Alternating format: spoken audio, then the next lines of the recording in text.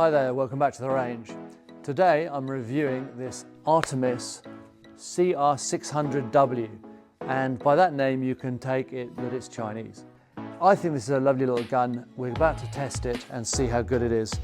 This retails at $200 in the States, or thereabouts, $170 to $200. It takes a little CO2 canister, we'll show you that just now. It's got a 9-shot rotary magazine and weighs 2 kilograms, and for kids it's a really nice bit of kit. And I'm going to give it to you. One of our subscribers, I'm going to send this gun to you wherever you live, as long as it's legal in your country. And wherever you are, we'll pull out at random out of the hat one of our subscribers, and we'll send you this gun, the gun to them.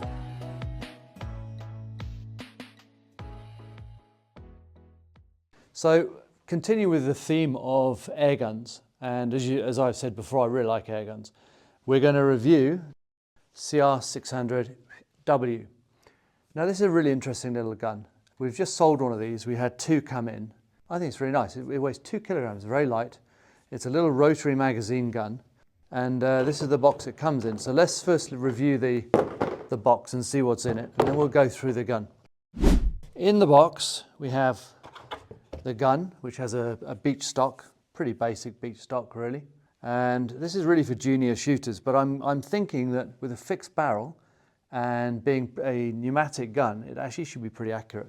Pretty accurate little gun. So it runs off these little CO2 canisters. Most of you have seen these before. Some of you would use them in guns. They're used for various applications. Pretty cheap, a couple of $1 to $2 each in most shops. That's what the gun runs off, okay? And it comes, in the box comes the gun, a very basic operating manual, a moderator, and a packet of seals with an extra rear sight in, and the magazine, which is important. Okay, so what we're going to do, let's run through the gun, okay, and see how it is. So this here, oh wow, very hard recoil pad. Doesn't really matter because there's going to be no recoil in this gun anyway, but yeah, it's really solid, that. Metal trigger guard with a safety in the front of the trigger guard. There's your bolt, okay, and your magazine will slide in. There's a rail, it'll slide in there, and I'll show you that in a moment in more detail. On the front of the gun, we have a thread protector here, and we're going to remove that by unscrewing that there, and we're going to put on the moderator. For 2 reasons. One, it'll cut down the sound, which will be almost nothing anyway, and it just looks cool. So I think it makes this gun look a bit cooler. Okay, so this gun has previously been tested, and it has one of these CO2 canisters in it, which has been used and it's empty. And the reason I've left it in there, I want to show you how to remove it, and then we'll pop a new one in. Okay, so we take this cap here, and we unscrew it, okay, like this, pop that there, and then we tip this up, and inside there's a plastic rod which has an indent in one end, and that indent is there for a reason. I'll show you that now. And then hopefully that will tip out. Now it doesn't tip out because the air intake needle has pierced the cylinder, and so it's actually stuck in there. So what we do is we take an Allen key, there we go. We take an Allen key or something, a screwdriver, anything like that, and you can see the old cylinder in there, and you just give it a push and separate it from the,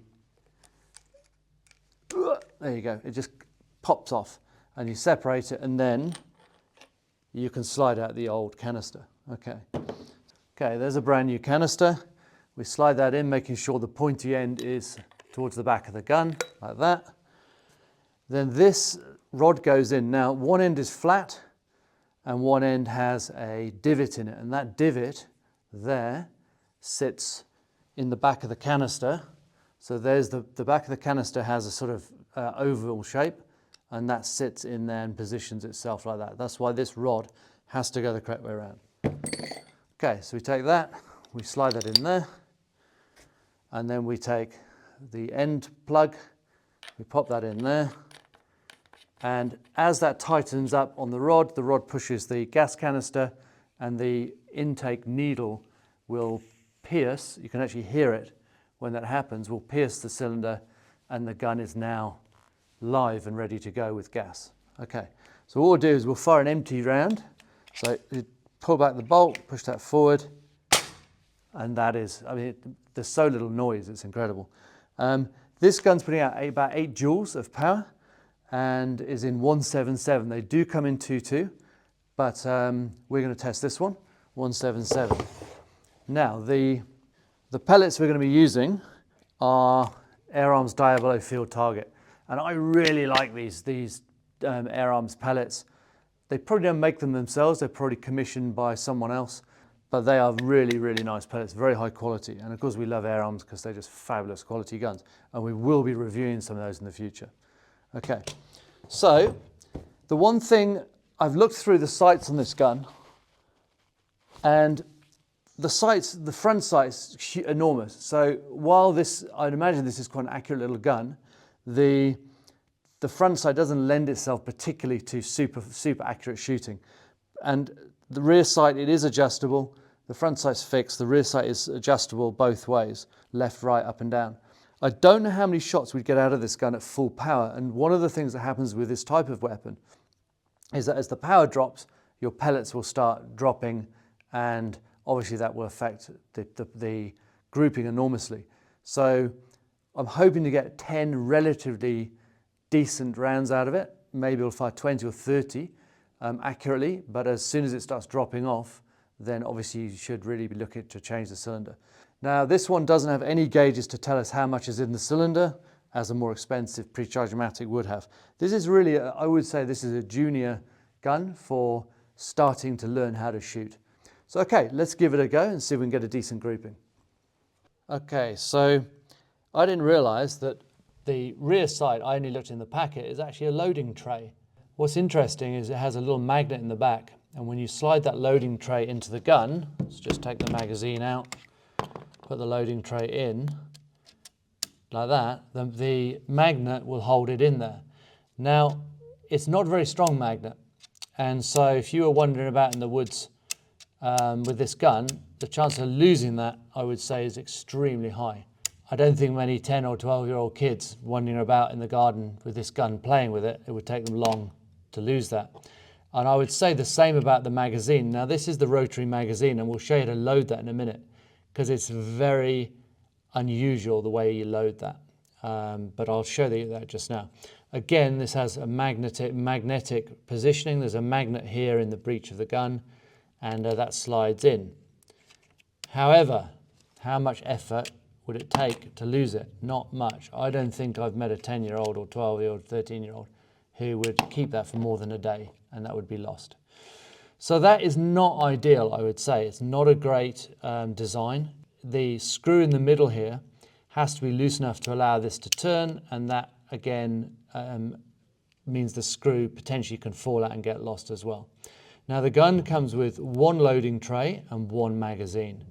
Okay, now we're going to run you through how to load this magazine, and let me tell you, it's different. Anyway, let's get cracking. Okay, so we're using our little Air Arms pellets here, our Diablo Field, nice high quality pellets. So the first of these rounds has to be loaded backwards. Okay, so we actually load it. If you look at this, the rail is here, so that rail fits in a slot on the gun. When we load it, there's actually a slot here, and so that loads like that with the perspex, the clear perspex towards the shooter, so you can actually see what's going on. Okay, so what we do is we rotate this and load up the spring. Whoa, there we go. So I've loaded up the spring, and the first pellet we have to load backwards through the back port. Okay, so you've got to load it to fire the right way, so it must be facing the correct way, and that now locks the little perspex ring which is attached to the spring. Okay, you can then load it in the normal way. Okay, so we drop our pellets in. Remember, it's got to be the right direction. Boom, boom. I can't see anything because I'm blind. Let me get my glasses. Okay, so we now rotate this, and we're going to drop in our pellets. This is, I believe, a 9-shot magazine. That's 3, 4, 5, 6, 7, 8, Okay, 9 shot. So now we rotate it back to where the first pellet, okay? And so this plastic is now lined up nicely here. And we're going to slide that into the gun using this rail, okay? And there's a little nub here, and that stops it going too far or running right through the gun. Okay, so let's give that a go and try and shoot this. Okay, so we've loaded the magazine up. Now we slide it into the breech using there is a rail, so it locates like that, clicks forward, we pull back our magazine, it's back, and then we push that forward, and now that's now chambered the round. It's a 9-shot magazine. Okay, this gun's now ready to go. Let's put some shooting glasses on. Okay, it's very light. We should get about 30 relatively decent shots out of the canister before it drops too much. Okay, there's our safety there. Pop the safety through. We're now has a very bright red ring here, shows it's ready to shoot. Okay, let's go. So we're going to go for top left. The front sight is quite thick, so to get real accuracy is going to be quite difficult. We're shooting here at 15 yards. It does have a rail here, which is 11mm rail, so you can put a scope onto this gun, which would be quite nice. Okay, let's go.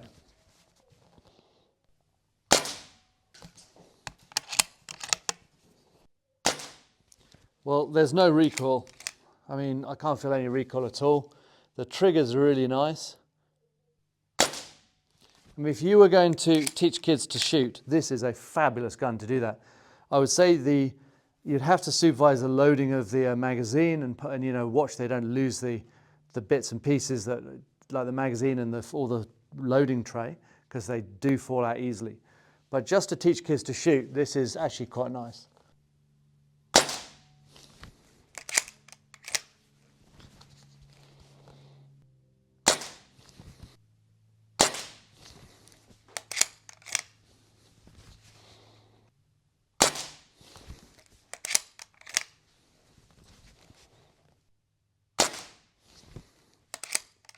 Okay, so when we finish the rounds, it's 9 rounds, this little perspex plate is rotated, it's covered the loading port, and so the bolt is now locked back, so you know the gun is now empty. Okay, I'm going to remove the magazine like that. I know the gun's safe. In this case, I can actually push it forward, make sure it's safe, and now we can go and have a look at our target and see how we did. Quite amusing, I got one absolutely smack in the bullseye like an Olympic shooter. I don't know which that is, because shooting at this distance with my rubbish eyes, I can't actually see where I'm shooting. So what I was doing is aiming for about here with the sights. The sights are very chunky, the front sight is very chunky, so to get accuracy is quite difficult. I mean, if you don't want to buy a sight, you could actually mill it down, like put it on a grinding wheel and actually point it to a nice point. Or maybe there's an aftermarket sight, I somewhat doubt it for this gun. But definitely fine-tuning that front sight and make it into a nice point, I think would really help this gun, because it's quite a big chunk of metal you're looking at.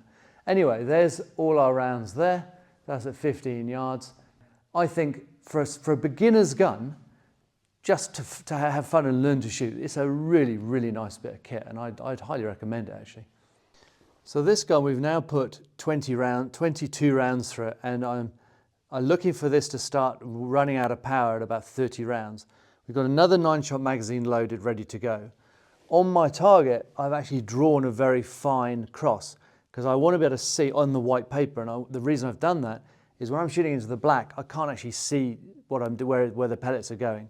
So with the cross I've just driven on in the white paper, it'll be easier to actually fine-tune where we're shooting. So let's give it a go, another 9 shots.